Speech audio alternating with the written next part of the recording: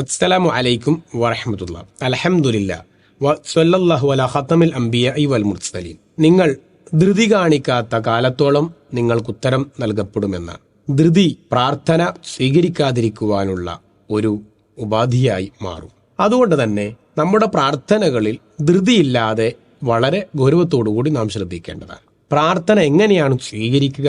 ചിലപ്പോൾ അപ്പോൾ തന്നെ ഉത്തരം കിട്ടി എന്ന് വരാം.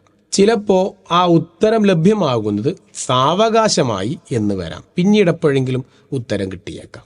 മറ്റു ചിലപ്പോൾ ആ ഉത്തരം ലഭിക്കുന്നത് അള്ളാഹു പരലോകത്തേക്ക് മാറ്റിവെച്ചേക്കാം. അതുമല്ലെങ്കിൽ നമ്മുടെ തിന്മകളെ മായ്ക്കുവാനോ അതല്ലെങ്കിൽ നമുക്ക് വന്നേക്കാവുന്ന ആപത്തുകളെ തടുക്കുവാനോ സംഭവിച്ചേക്കാവുന്ന ബുദ്ധിമുട്ടുകളെ മാറ്റുവാനോ വേണ്ടി ഈ പ്രാർത്ഥനയെ അള്ളാഹു ഉപയോഗപ്പെടുത്തിയേക്കാം. അപ്പം നമ്മുടെ പ്രാർത്ഥനകൾക്ക് ഉത്തരം കിട്ടിയില്ലല്ലോ എന്ന ഒരു ധൃതിയോ വെപ്രാളമോ നമുക്കുണ്ടാവേണ്ടതില്ല.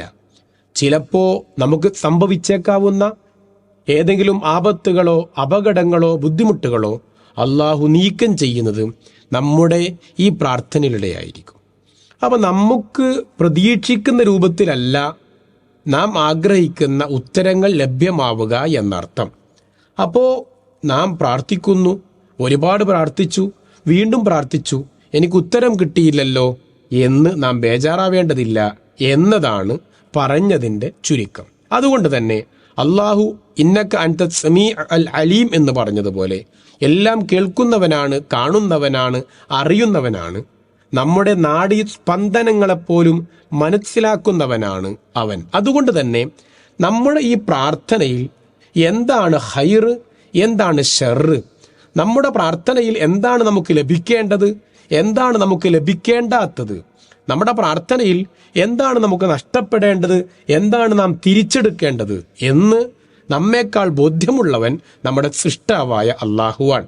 അവനാണ് നമ്മെ സൃഷ്ടിച്ചത്, അവനാണ് നമ്മുടെ കാര്യകാരണങ്ങളെ നമുക്ക് ഉണ്ടാക്കി തന്നതും. അതുകൊണ്ട് തന്നെ എന്താണ് നമുക്ക് യോജ്യമായത്, യോജിക്കുന്നത് എന്ന് തിരിച്ചറിഞ്ഞ് അതിനനുസരിച്ച് അവൻ സംവിധാനം ഏർപ്പെടുത്തും എന്നതാണ് പറഞ്ഞതിൻ്റെ ചുരുക്കം. അതുകൊണ്ട് തന്നെ എൻ്റെ പ്രാർത്ഥന സ്വീകരിച്ചുവോ സ്വീകരിച്ചില്ലല്ലോ എന്നതിൽ വെപ്രാളപ്പെടുകയോ ധൃതി കാണിക്കുകയോ ഒരു വിശ്വാസിക്ക് യോജിച്ചതല്ല എന്നുള്ളത് കൊണ്ട് തന്നെ നാം പ്രാർത്ഥിക്കുമ്പോൾ ധൃതി കൂട്ടാൻ പാടില്ല എന്ന് വളരെ ഗൗരവത്തോടു കൂടി നാം മനസ്സിലാക്കേണ്ടതാണ്. അള്ളാഹു നമുക്കതിന് തൗഫീഖ് നൽകുമാറാവട്ടെ. അസ്സലാമു അലൈക്കും വറഹ്മത്തുള്ളാഹി.